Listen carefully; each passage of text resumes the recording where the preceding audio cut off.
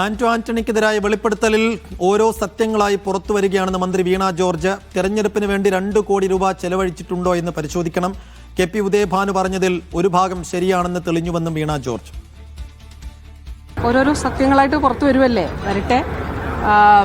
2 കോടി രൂപ ഇലക്ഷന് ചെലവഴിച്ചിട്ടുണ്ടോ, അതിന് കണക്കുണ്ടോ, ഏത് അക്കൗണ്ടിലാണ് വന്നത്, ആനുവൽ നമ്മുടെ ടാക്സ് റിട്ടേൺസ് ഫയൽ ചെയ്യുമ്പോൾ ഇതൊക്കെ കാണിച്ചിട്ടുണ്ടോ, ഇതൊക്കെ പരിശോധിക്കാമല്ലോ. ഒരു ഭാഗം ശരിയാണെന്നുള്ളത് വന്നല്ലോ, രണ്ടാമത്തെ ഭാഗം നിഷേധിക്കപ്പെട്ടിട്ടുണ്ട്. ഒരു ഇലക്ഷനെ സംബന്ധിച്ചിടത്തോളം 2 കോടി രൂപ കൊടുത്തു എന്ന് പറയുക, ആ 2 കോടി രൂപ ഇലക്ഷനിൽ ചെലവഴിച്ചോ? അങ്ങനെയാണെങ്കിൽ ആ ഇലക്ഷൻ്റെ ഈ ചെലവ് സമർപ്പിച്ചപ്പോൾ അത് കാണിച്ചിട്ടുണ്ടോ? ഈ 2 കോടി രൂപ എവിടെ? അങ്ങനെയാണെങ്കിൽ ഏത് അക്കൗണ്ടിലേക്കാണ് വാങ്ങിച്ചത്?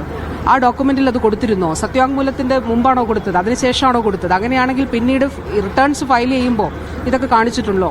ഇത് തിരിച്ചു കൊടുത്തിട്ടുണ്ടെന്നാണോ പറഞ്ഞത്? എനിക്കറിയില്ല, അത് ഞാൻ കണ്ടില്ല. തിരിച്ചു കൊടുത്തെങ്കിൽ അതിന് തക്കവണ്ണമുള്ള റിട്ടേൺസ് ഉണ്ടോ, അത് കൊടുത്തിട്ടുണ്ടോ, എങ്ങനെയാണ്? ഇതൊക്കെ പരിശോധിക്കപ്പെടേണ്ട കാര്യമല്ലേ?